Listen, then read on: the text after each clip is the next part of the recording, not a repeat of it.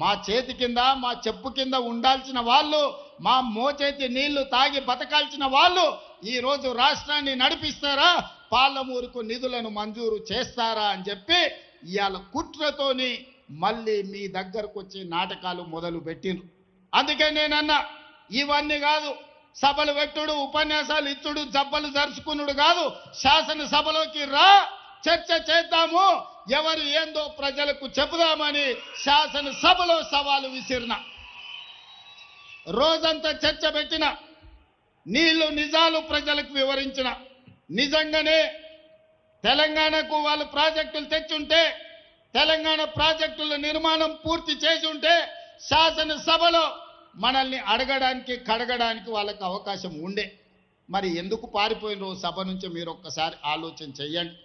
ఈనాడు శాసనసభలో చర్చ పెడితే చర్చకు రానోళ్ళు, ప్రజల సమస్యల గురించి మాట్లాడనోళ్ళు ఇవాళ మనల్ని ప్రశ్నించే వాళ్ళ మీరు ఒక్కసారి ఆలోచన చేయండి.